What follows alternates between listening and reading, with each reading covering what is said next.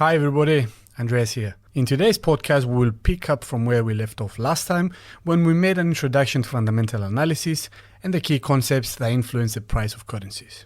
In our last podcast, we went over how demand and supply, growth rates, trade balances, and natural resources of countries can affect the underlying prices of their currencies. Besides all the aforementioned factors, changes in a nation's monetary and fiscal policies can have a significant impact on the economy and thereby its exchange rates. Monetary policy refers to the actions undertaken by a monetary authority, such as a country's central bank.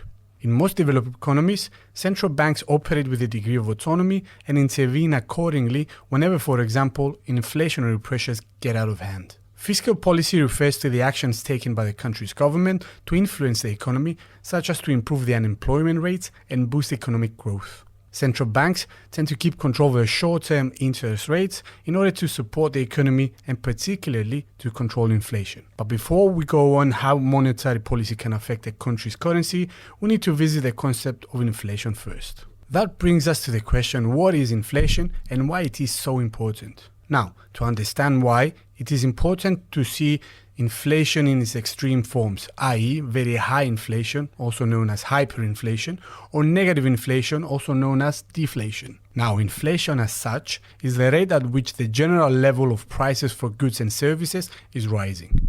It is usually measured in an annual percentage, for example 5% year on year. However, it could be also measured on a month-on-month basis or on quarter-on-quarter basis, depending on the economy. Another way to conceptualize inflation is as a measurement of the loss in the purchasing power of every unit of currency per year. For example, if inflation is 5% on an annual basis, then a loaf of bread which costs €1 today, in 1 year's time will cost €1.05. That means that practically €1 will have less buying power in 1 year's time. And this brings us to the costs of high inflation. It goes without saying that inflation impacts different groups of people in vastly different ways.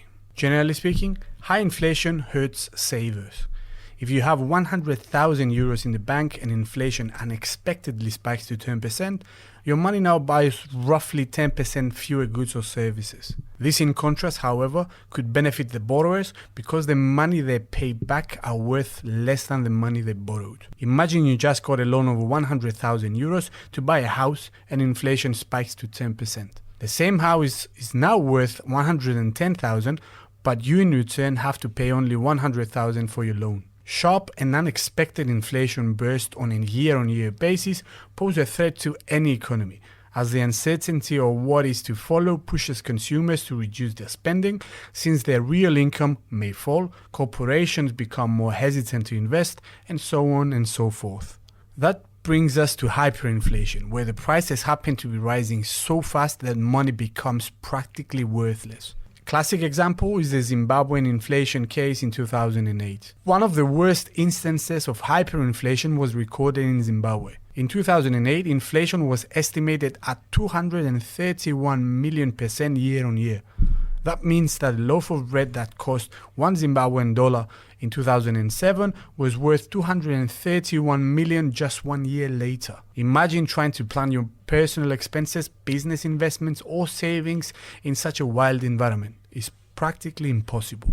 The moment when inflation renders the value of money worthless, we may see border trading taking place. In other words, exchanging goods for goods without the use of money. I give you a chicken, you give me bread kind of scenario. Or we may see a second currency coming into the economy in order to be used as a stable means of payment. For example, a US dollar could be used in such cases to reinstate the order within the country. Now, the opposite of inflation is called deflation. Deflation is practically the rate at which average prices decrease. Drawing from our previous example where inflation rose to 5% and the price for a loaf of bread increased from €1 to €1.05, during a period of 5% deflation, that loaf of bread worth €1 is now worth 95 cents. In periods where deflation is present and prices fall constantly, people generally tend to wait before they buy things, contributing therefore to the slowdown of the consumer spending cycle. Why buy the car you want today when you can buy it next year for 5% or less? If this rationale is adopted by enough people and the slowdown of demand in the economy reaches a critical level, an economic recession might occur. Not only that, but prolonged periods of deflation can harm business revenues, which could lead to mass layoffs of its workforce, and in extreme cases, it could lead to bankruptcies. Now, should the deflationary problem last long enough and enough companies face problems, that could also lead to a recession. Finally, this brings us to the dilemma central banks face when such situations arise and how they control inflationary pressures, since they pose a greater threat to the economy when left unchecked.